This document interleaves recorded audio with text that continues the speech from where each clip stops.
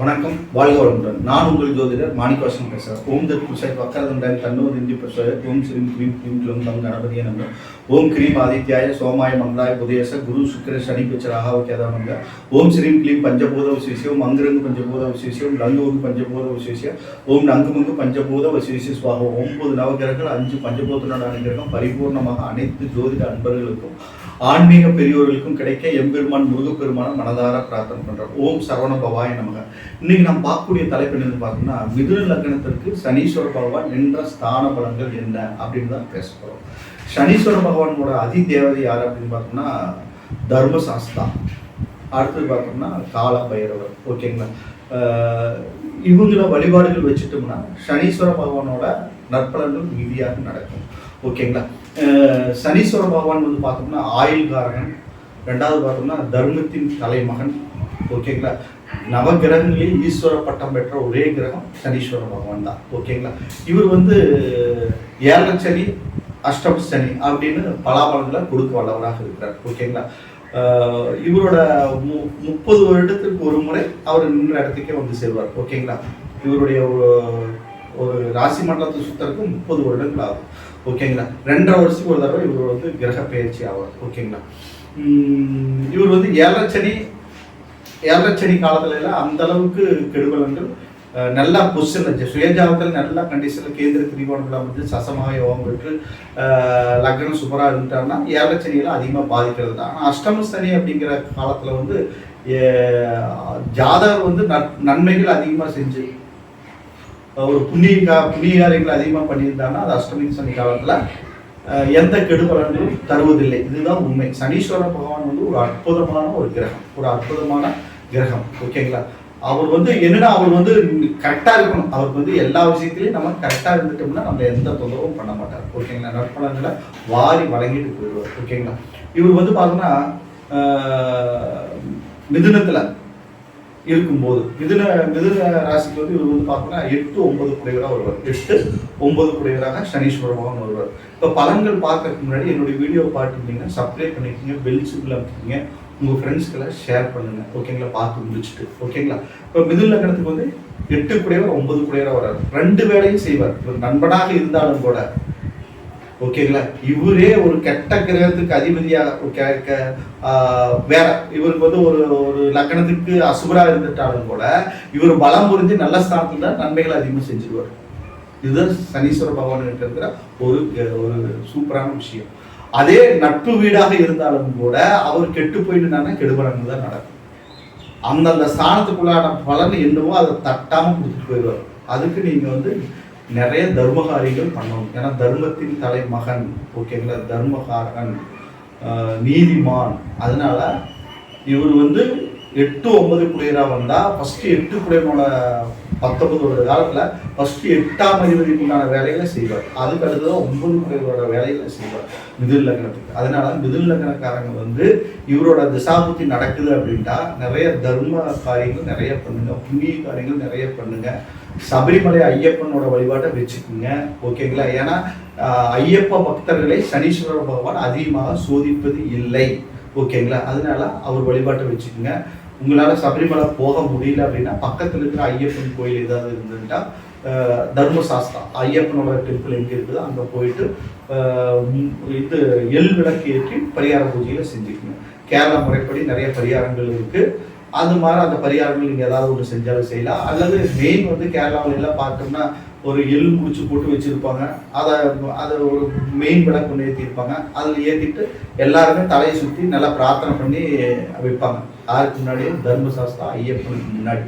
Okay, Sastha கோயில் எல்லா கோயில்லையுமே அது பண்ணுவாங்க. எல்லா கோயில்லையுமே சாஸ்தா கோயில் கேரளா மாநிலத்தில் எங்கெங்க இருக்கோ அங்கே எல்லாம் வந்து இந்த வழிபாடை மெயினாக வைப்பாங்க. அது மாதிரி இங்கே தமிழ்நாட்டில் யாரும் அந்த அளவுக்கு பண்ணுறது இல்லை. ஓகேங்களா, அந்த மாதிரி எலும்பு முடிச்சு போட்டு தனியாக இருக்கிறது இல்லை. அதுக்குண்டான ஒரு அக்னி இது எரிஞ்சிட்டு இருக்கு, அங்கே வைப்பாங்க. தலையை சுற்றி அங்கே வைப்பாங்க. அல்லது ஒரு அகல் விளக்கெல்லாம் ஏற்றி நிறைய வச்சுருப்பாங்க, முடிச்சு போட்டு வச்சுருப்பாங்க. பார்த்தோம்னா சோட்டானிக்கரையில் நீங்கள் போயிருந்தீங்கன்னா உங்களுக்கு தெரியும், ஐயப்பன் கோயிலுக்கு எதிர்த்த மாதிரி ஒரு ஸ்டாண்டே வச்சுருப்பாங்க. நிறைய விளக்குகள் தனியாக வச்சுருப்பாங்க, 10 ரூபான்னு சேல்ஸ் பண்ணிட்டு இருப்பாங்க. அதை வாங்கி நிறைய பேர் ஏற்றிட்டு அந்த அகல் விளக்கோட அங்கே வச்சுருவாங்க, பிரார்த்தனை பண்ணி வச்சுருவாங்க. அது மாதிரி இங்கே தமிழ்நாட்டில இல்லை. ஓகேங்களா? அதனால நீங்கள் என்ன பண்ணுறீங்க அப்படின்னா, சனிக்கிழமைக்கு போனாலோ அல்லது ஐயப்பன் டெம்பிள் இங்கே இருக்காங்க போனீங்கன்னா, நீங்கள் வந்து அதே மாதிரி நம்ம கோயிலில் சனீஸ்வரனுக்கு ஏற்றுறதுக்காக எள் விளக்கு வச்சுருப்பாங்க. அந்த விளக்கு கூட நீங்கள் வாங்கி கொண்டு போய் அங்கே ஐயப்பன் கோயிலுக்கு முன்னாடி நீங்கள் பிரார்த்தனை பண்ணி ஏற்றி வச்சுட்டிங்கன்னா நற்பலன்கள் மிகுதியாக பார்க்கலாம். ஓகேங்களா? அதனால இங்கே அந்த வழிபாடு இல்லை அதிகமாக. கேரளாவில் இருக்குது. கேரளா மாநிலத்தில் எல்லா ஐயப்பன் டெம்பிளுக்கு இருக்க மாதிரி இது மாதிரி ஒரு ஸ்டாண்ட் இருக்குது. ஓகேங்களா? அதை நீங்கள் போனீங்கன்னா தெரியும், கேரளா போகிறவங்களுக்கு தெரியும், அங்கே போய் வழிபாடுகள் வச்சுக்கிறவங்களுக்கு தெரியும். ஓகேங்களா? அதனால மிதுன லக்னக்காரங்க மெயினாக ஐயப்பன் வழிபாட்டை வச்சுக்கணும். ஏன்னா அவர் அஷ்டமாதிபதியாகவும் வர்றாரு. நீதியின் தலைமகன் அப்படிங்கும்போது, நீதிமான் அப்படிங்கும்போது அதுக்குண்டான வேலையில கட்டாயம் செய்வார். கெடுபலங்களை அதிகமாக கொடுப்பார், கஷ்டங்களை அதிகமாக கொடுப்பார், கடன் பிரச்சனையும் அதிகமாக கொடுக்குறாரு. கடன் அடைக்க முடியாமல் அவப்பேர்களை ஏற்படுத்திடும். ஓகேங்களா? பிரச்சனைகள் மிகுதியாக தான் இருக்கும்.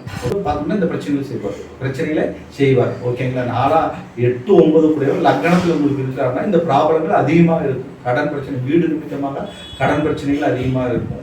மற்றவங்கள்ட்ட கடனை வாங்கிட்டு அவப்பேர் பெற வேண்டிய சுச்சுவேஷன்லாம் வரும். கடனை திருப்பி தர முடியாத ப்ராப்ளங்கள் எல்லாம் அந்த சனீஸ்வரன் பகவான் கொடுப்பார். ஓகேங்களா? அதனால நீங்கள் வந்து இந்த ஐயப்பன் வழிபாடு நான் சொன்ன வழிபாட்டை நீங்கள் வச்சுட்டிங்கன்னா அற்புதமான பலாபலங்கள் உங்களுடைய லைஃப்பில் நடக்கும். அடுத்தது பார்த்தோம்னா 2ஆம் இடம் குடும்பஸ்தானம், வாக்குஸ்தானம். ஓகேங்களா?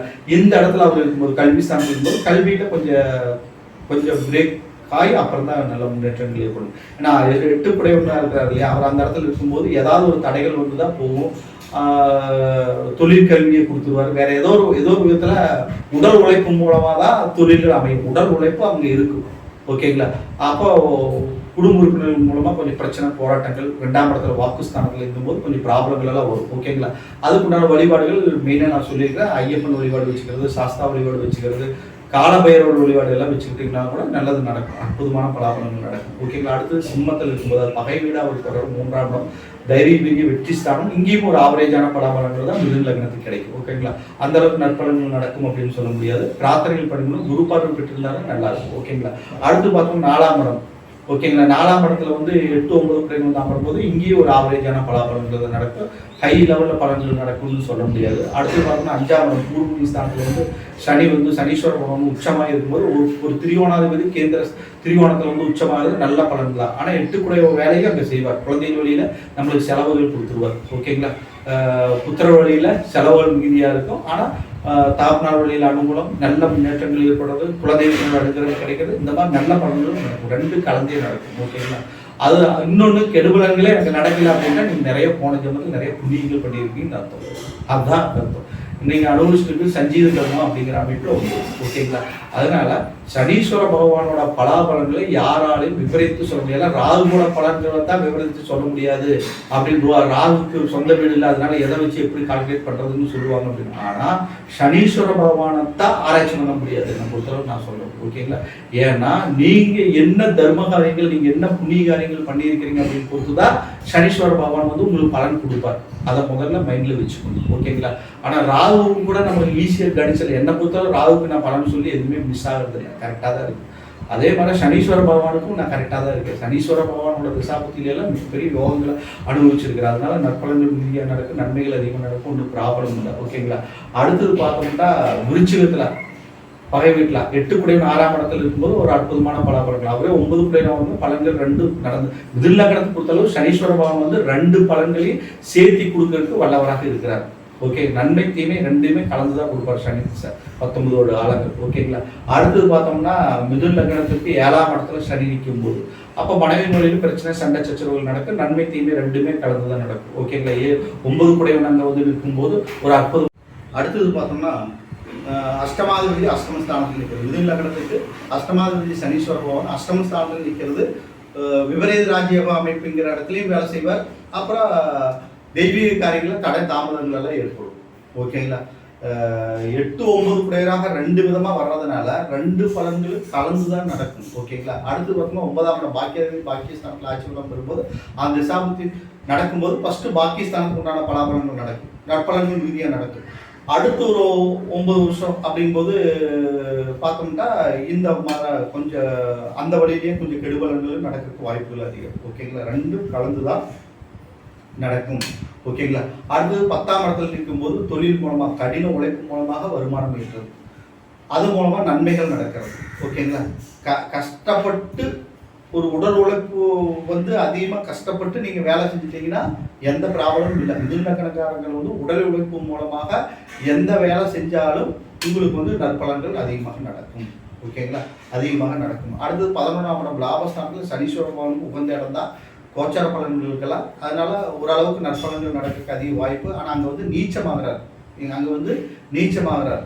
ஓகேங்களா? நீச்சமாகும் போது மிதுன லக்னத்துக்கு பார்த்தோம்னா குரு பார்வை பெற்றோ அல்லது சுபகிரகத்தினோட பார்வை ஏதாவது பெற்றிருந்தாங்கன்னா ஓரளவுக்கு நற்பலன்கள் நடக்க வாய்ப்புகள் இருக்குது. அடுத்து பார்த்தா மிதுன லக்னத்துக்கு 12ஆம் இடத்துல 9, 8, 12 கூட அந்த இடத்துல இருக்கும்போது நன்மை தீமை ரெண்டுமே கலந்து தான் நடக்கும். ஓகேங்களா? இப்போ பார்த்தோம்னா மிதுன லக்னத்துக்கு ஒரு ஆவரேஜான பலாபலன்கள் தான் நான் சொல்லியிருக்கிறேன். ஓகேங்களா? இதை வந்து குரு பார்வை பெற்றோ அல்லது நின்ற ஸ்தானாதிபதியோ ஏறி நட்சத்திரத்த அதிபதியோ நல்ல ஸ்தான பலம் பெற்று நல்லா இருந்துட்டாலும் நற்பலன்கள் அதிகமாக நடக்கும். இல்லைன்னா ஒரு ஆவரேஜான பலாபலன்கள் தான் மிதுன லக்னத்துக்கு எங்கே நின்னாலும் அப்பும் இல்லை டவுனும் இல்லை மீடியமாக தான் நடக்கும். ஓகேங்களா? இந்த வீடியோவை பார்த்து முடிச்சுட்டு சப்ஸ்கிரைப் பண்ணுங்கள், பெல் சிம்பிள் உங்கள் ஃப்ரெண்ட்ஸ்களை ஷேர் பண்ணுங்கள். வணக்கம், வாழ்க வளமுடன்.